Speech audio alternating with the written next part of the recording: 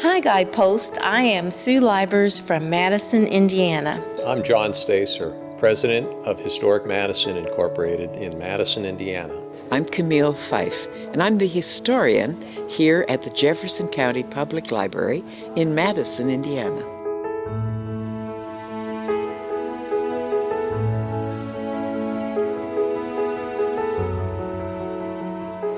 Georgetown is an early traditional African American neighborhood here on the east side of Madison's historic downtown, and its roots go back to the very early foundings of the city, back to the early 1800s, and it was a major player in the Underground Railroad here in Madison and Jefferson County.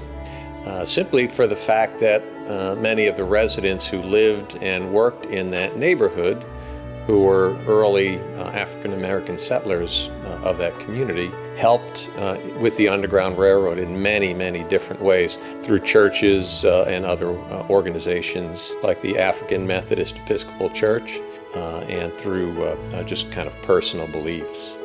As a Black person looking at the importance of the Georgetown area, I think about how important it was to this group of people to be able to support one another, support the Underground Railroad movement, and to have their own business and be self-reliant as a race of individuals. My connection to the Georgetown area happens to be with the life of Chapman Harris. I do a reenactment of Chapman Harris's wife, Patsy. Patsy was Chapman's helpmate.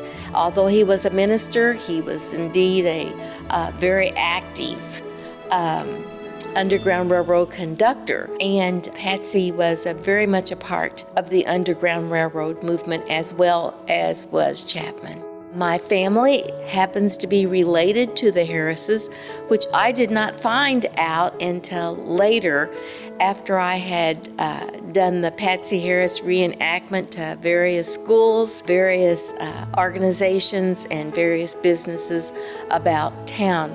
Part of the work that I did prior to coming to the library was to do the National Historic Landmark District.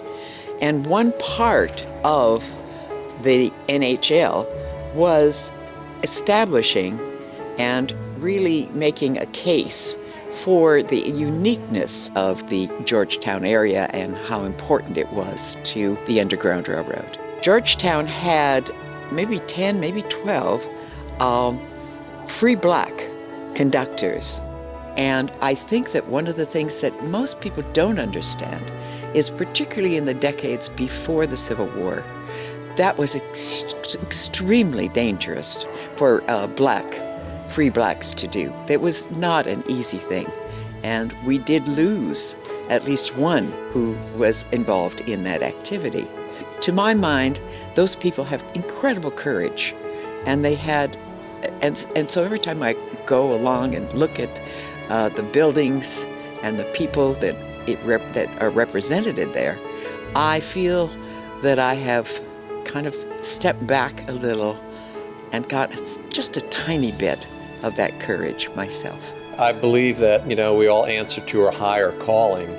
Madison is such a special place in the national context, and by helping preserve Madison's heritage, I get to pass that on to future generations of citizens and visitors to Madison, and that makes me feel good and makes me feel like I'm helping to answer to a higher calling.